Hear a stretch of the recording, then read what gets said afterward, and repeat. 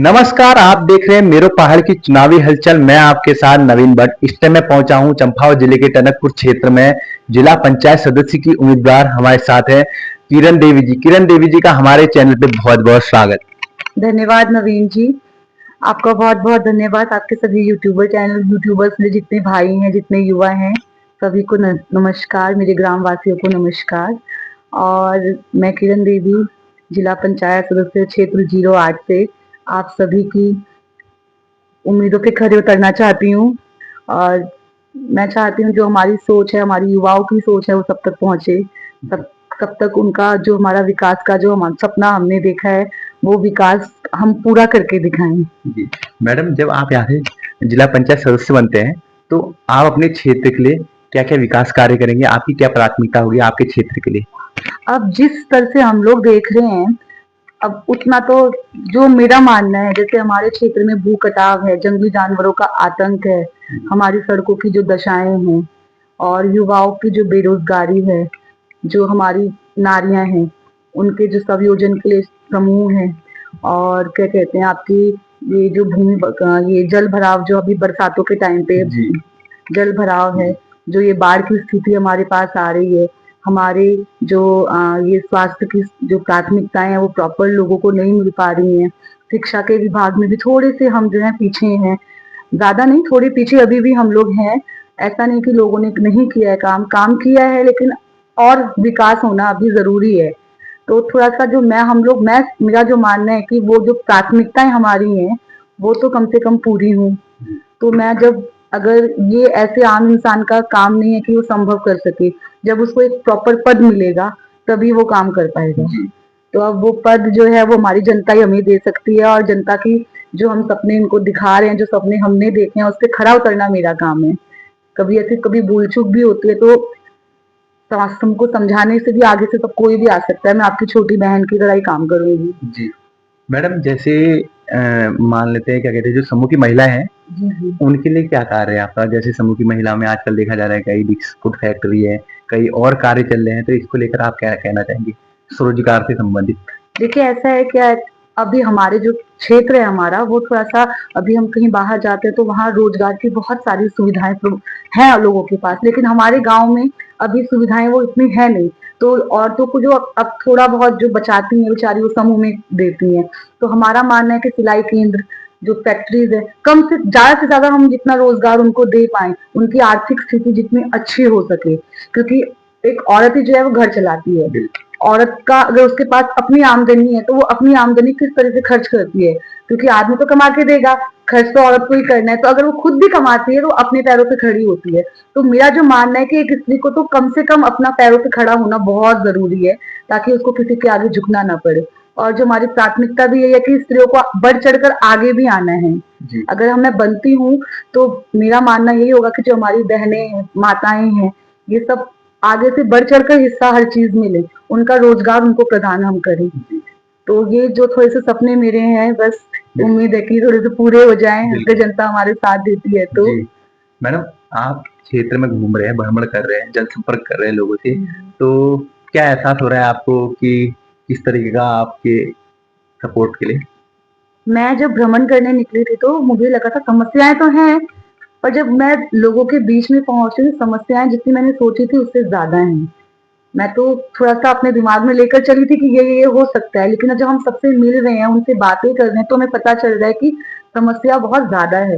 जैसे अभी हम बहुत सारे क्षेत्रों में घूम रही हूँ, मैं लोगों से पर्सनली जाके मिल रही हूँ, क्योंकि मैं उनकी बहन हूँ। मैं कुछ ऐसा पद के लिए हम काम नहीं कर रही हूँ, मैं काम कर रही हूँ उनकी बहन और माताओं के लिए ना।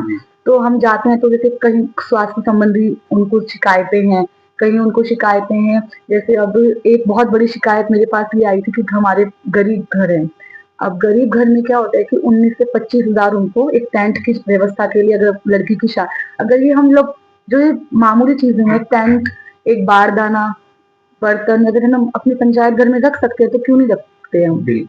उतना खर्चा एक गरीब इंसान का बच जाएगा। एक 1,500 रुपए उनसे लेके रख रखाव के लिए हम वो उनको दे सकते हैं।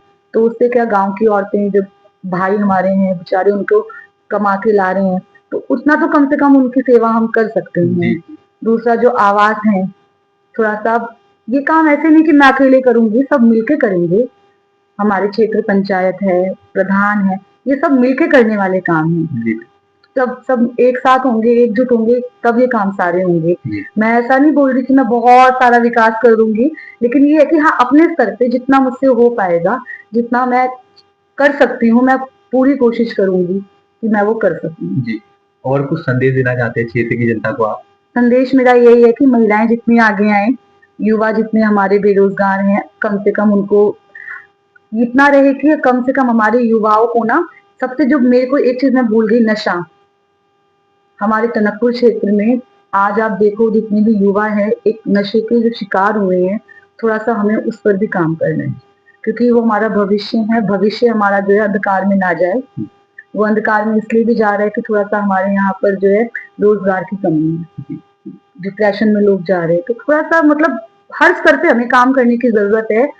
बस यही है कि सबका साथ सबका विकास, यही मेरा आपके साथ एक नारा भी रहेगा, और यही मेरा जो है एक संदेश भी लोगों का है कि सबका साथ और हमको सबका विकास करना बहुत जरूरी है। मैडम क्वालिफिकेशन की बात करें आपकी, तो क्वालिफिकेशन को लेकर क्या कहना चाहेंगे आप?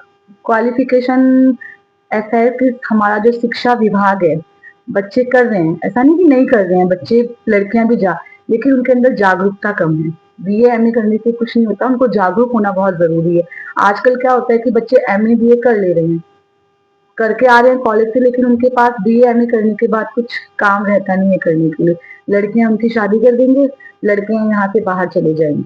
तो थोड़ा सा उस चीज में भी अगर जितना हमारे स्तर पे होगा हम करेंगे, लेकिन जितना हम और ऊपर से काम लेके उनके लिए भी आ सकें, क्योंकि शिक्षा जब काम आएगी तभी तो लगेगा कि हमें जी। शिक्षा कर रहे हैं। जी। ये तो नहीं कि हम बीए एमए करके घर बैठ गए और लड़कियों की शादी हो गई, लड़के जो है बेरोजगार घूम रहे हैं। तो उनके उस शिक्षा का उपयोग भी तो हमें कराना है। तो उसके ज्यादा से ज्यादा हम जितना कोशिश हो सके वो उतना हम प्रयत्न करेंगे उनके लिए।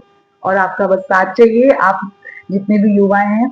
अगर ऐसा कुछ होता है तो मेरा मानना है कि जैसे फेसबुक, इंस्टाग्राम, यूट्यूब, ये ऐसे हमारे सोशल मीडिया एक्टिविटीज है कि कोई भी अपनी राय रख सकता है। जरूरी नहीं है कि हम, अगर पॉसिबल नहीं होता किसी के लिए भी कि पर पर्सन सबके साथ मिल सके, लेकिन सोशल मीडिया के थ्रू आप कनेक्ट रह सकते हो। तो किसी की अगर कोई इच्छा है, कोई सजेशन है, वो सोशल मीडिया के थ्रू भी हमें दे सकता है। तो ये भी हमें यूज करना है कि सोशल मीडिया हम कितना ज्यादा यूज कर सकते हैं अच्छी चीजों के लिए। धन्यवाद मैडम, बहुत बहुत। तो हमारे साथ किरण देवी जी है। किरण देवी जी का कहना है, अगर मैं विकास की बात करूं, विकास तो कई है क्षेत्र में, चाहे वो शिक्षा का क्षेत्र हो, चाहे स्वरोजगार का क्षेत्र हो, चाहे सड़कों का क्षेत्र हो, चाहे जो बाढ़ आपदा को लेकर हो। कई समस्या क्षेत्र में है, और सबसे पहला जो कार्य होगा, जैसे बाढ़ आपदा जो आती है, बरसात के टाइम में बाढ़ आती है, उससे काफी नुकसान होता है क्षेत्र में। तो उसको पहले मैं देखूंगी, उसके उसके ऊपर भी मैं कार्य करूंगी। और तो देखते रहिए मेरो पहाड़ की चुनावी हलचल। कैमरा पर्सन सूरज के साथ मैं नवीन भट्ट, टनकपुर।